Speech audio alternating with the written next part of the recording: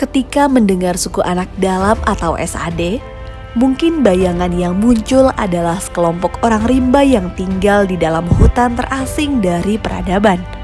Tapi, lain dari hal itu, SAD sendiri merupakan bagian dari warga negara Indonesia yang patut diperjuangkan segala hak, pengakuan, dan perlindungan atas ruang hidupnya. SAD adalah masyarakat yang bergantung dengan alam sebagai sumber penghidupan. Penghormatannya terhadap alam menimbulkan harmonisasi antara upaya pemenuhan kebutuhan sehari-hari dengan keberlanjutan lingkungan. Negara menyadari bahwa salah satu indikator dari pertumbuhan ekonomi adalah besarnya nilai investasi yang berkaitan dengan sumber-sumber kekayaan alam yang dimanfaatkan oleh pemilik modal demi kemakmuran dan kesejahteraan rakyat. Sumber-sumber kekayaan alam di Indonesia yang dikelola pemilik modal pun sering berpotensi menimbulkan konflik antara masyarakat setempat yang lebih dulu mendiami daerah tersebut. Seperti konflik tanah yang dialami oleh SAD 113, muncul karena adanya persetujuan pelepasan kawasan hutan seluas 27.150 hektar. Konflik pun mulai mengalir pasca diterbitkannya HGU untuk PT BSU sejak tahun 1987 silam. Artinya, konflik itu sudah berjalan selama 35 tahun.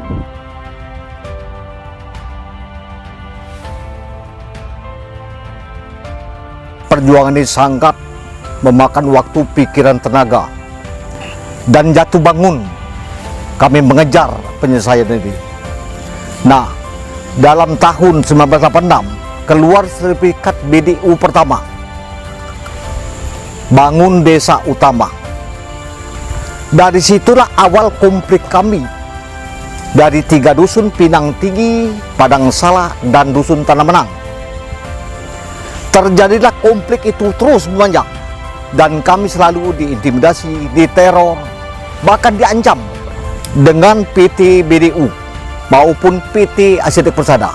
Nah, perlu diketahui bahwa PT Asiatik Persada ini sudah berapa kali ganti. Pertama BDU, Cargill, CDC, IMS, BSU sekarang ini. Jadi sudah bertukar-tukar mereka tadi itu, maka konflik ini pun belum selesai. Sejak saat itulah, SAD 113 menjadi salah satu kelompok masyarakat yang bergerak untuk memperjuangkan hak garapan, kebun, hak waris dan hak ulayat yang telah ada sejak nenek moyang mereka. Ado dari Datuk Manyal, ya ado di Muaro Jambi, ado juga anak cucu Datuk Manyal di Batanghari. Itu saya jalani selama 35 tahun. Bahwa hak-hak kita sebelum HGU PT Bangun Desa Utama terdiri, apakah itu dibiarkan menurut hukum adat maupun hukum negara.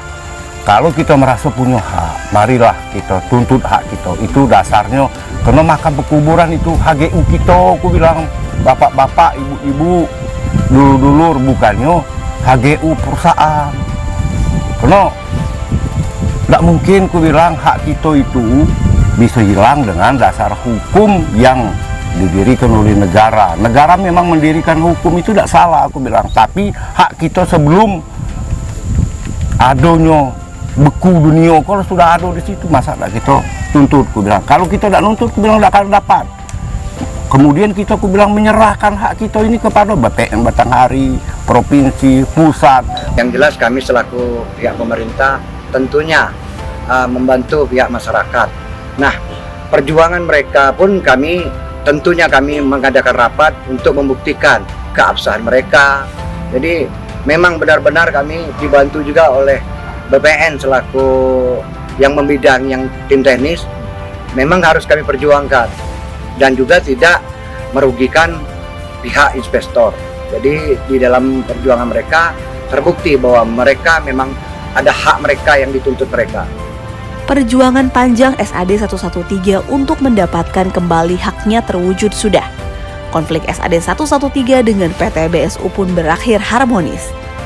Puncaknya, Kementerian ATR BPN mengeluarkan sertifikat kepemilikan bersama atau komunal untuk 744 warga SAD 113 berupa perkebunan sawit dan 20 hektar pemukiman atau fasilitas umum yang ditetapkan melalui SK Gubernur Jambi. Sertifikat SAD 113 telah diserahkan secara simbolis oleh Presiden Republik Indonesia Joko Widodo di Istana Negara Kamis 1 Desember 2022 lalu. Kami sepakat dengan Pak Nurman, Ketua Koperasi, mengarahkan kepada dulur dan keluarga sanak cucung sayo itu jangan sempat sertifikat ini diambil alih oleh orang yang tidak tahu sejarah, asal usul mendapatkan sertifikat, karena orang banyak memanfaatkan ini. Saya tidak ingin itu. Kenapa? Sangat sulit mendapatkan sertifikat kalau kita diintimidasi dengan politik-politik yang tidak jelas sehingga merugi ke diri kita sendiri. Itu mungkin yang saya pandang sekilas Pak Nurman ya. Karena ada yang oknum menganggap ini tidak jelas, itu tidak jelas. Yang lebih jelas itu bagaimana? Itu menurut saya sarankan kepada keluarga besar saya, suku anak dalam kelompok 113, jangan terprovokasi dengan hal-hal yang tidak bertanggung jawab. Ini kan sertifikat komunal. Jadi masyarakat itu kita sudah sosialisasi ke masyarakat bahwa sertifikat komunal ini, satu batang sawit ini dikerjakan 744 kakak, bukan perorangan. Nah, semua kegiatan dalam pengelolaan lahan tersebut itu selalu masuk ke wadah koperasi kita. Jadi koperasi yang mengatur, jangan sampai sertifikat atau lahan yang diberikan masyarakat kepada masyarakat itu dialihkan orang lain. Tuntutan mereka itu alhamdulillah juga mereka diterima oleh Bapak Presiden Bapak Jokowi. Mereka sehingga diundang langsung. Jadi oleh Bapak Presiden pun ada memberikan sertifikat sebanyak 11 itu dikasihkan secara simbolis 2 sertifikat yang langsung diserahkan oleh Bapak Presiden. Selebihnya Bapak Menteri langsung turun ke lokasi, di lokasi SAD 113. Untuk yang 9-nya langsung Menteri yang menyerahkan. Sertifikat kepemilikan bersama itu kan artinya tidak bisa secara individual ya untuk mentransaksikannya. Jadi artinya memang itu untuk kepentingan masyarakat komunal itu, jadi tidak untuk kepentingan pribadinya. Jadi ini satu alasan penting kenapa itu diberikan hak kepemilikan bersama, bukan hak individual.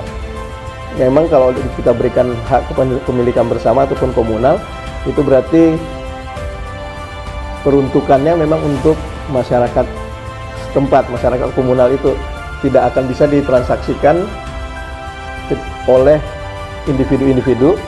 Sehingga nanti apa tujuan kita memberikan hak itu untuk kesejahteraan masyarakat, bukan menjadi kesejahteraan individu, tapi menjadi kesejahteraan kelompok masyarakat. Peran BPN itu sangat besar sekali, terutama kaitannya dengan objek yang berlokasi di Kabupaten Batanghari yang mereka klaim cukup banyak dan itu perlu penyelesaian khusus. Karena kalau dinilai dari upaya yang sudah dilakukan, mungkin kantor Batanghari itu perlu menindaklanjuti sampai dengan pengukuran pemetaan yang ada di lokasi Kabupaten Batanghari.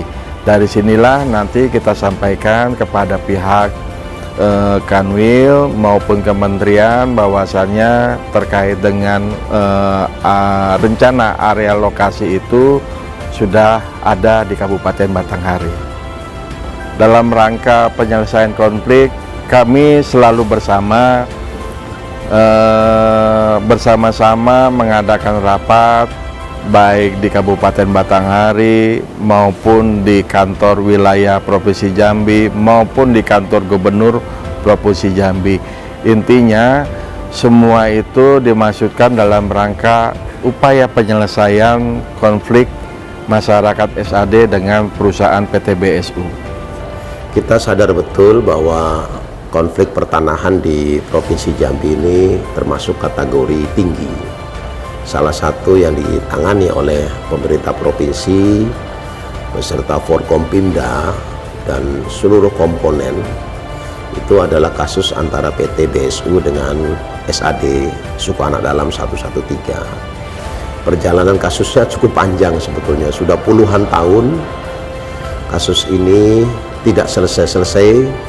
Alhamdulillah dengan kerjasama yang cukup baik antara pemerintah daerah, pemerintah kabupaten, kemudian pemerintah provinsi dan juga pemerintah pusat, didukung oleh Forkompimda Provinsi Jambi. Alhamdulillah kasus ini berhasil diselesaikan dengan baik, di mana para pihak juga bisa menerima penyelesaian dengan cara musyawarah mufakat. Penyelesaian konflik penting dilakukan karena menyangkut dengan kepentingan masyarakat umum.